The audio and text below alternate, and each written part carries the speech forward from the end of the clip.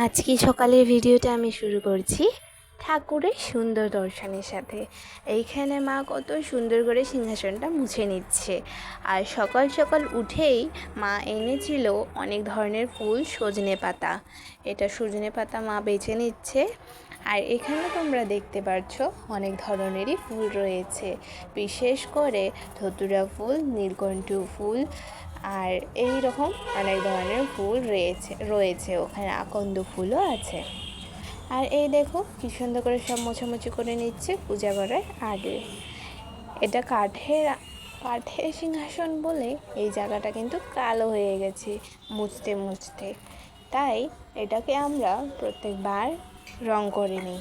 তো এবারও সেটাকে আমাদের রং করে নিতে হবে। এখানে দেখো আমাদের বাবু বিছানায় বসে বসে খেলা করছে।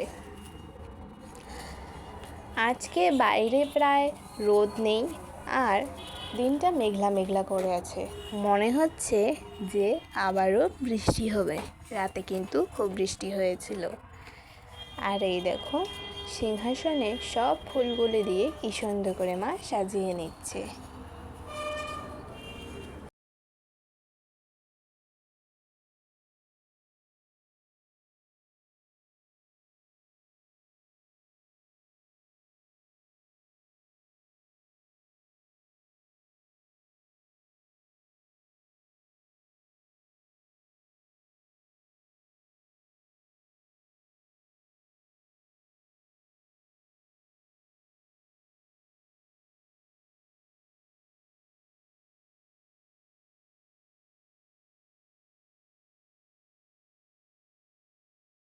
এইখানে দেখো খুব সুন্দর সুন্দর গণেশ ঠাকুর, রাধাকৃষ্ণ, পঞ্চতত্ত্ব, গৌরনিতাই, হনুমান ঠাকুর, জগন্নাথ ঠাকুরগুলোর ফটো রয়েছে। ভীষণই ভালো লাগে দেখতে। সকাল সকাল ঠাকুরগুলোর দর্শন করলে যেন মনটা ভালো হয়ে যায়।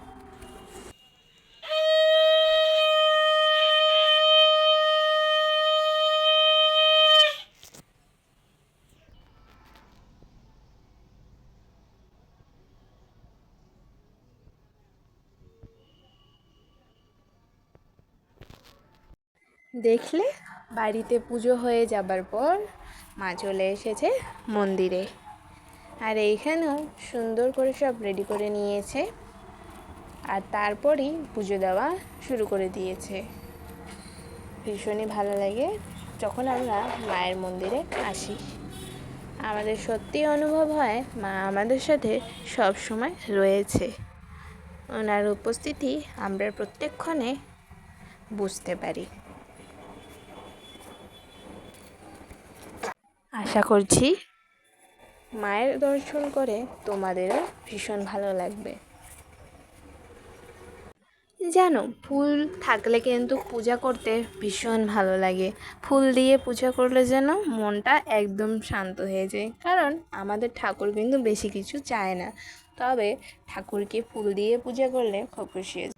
তারপরে সব শেষ হয়ে যাবার পর পুজোগুলো মা এসেছে কচু কাটতে।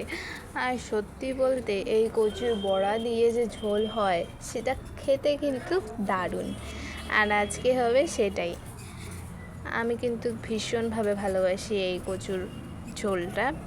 আশা করছি তোমরাও ভালোবাসো, কারণ খেতে ভীষণই ভালো হয়। অনেকজনই খায়, খুব ভালোবাসে। আর এটা হলো খুব বড় বড়, মা কাটছিল।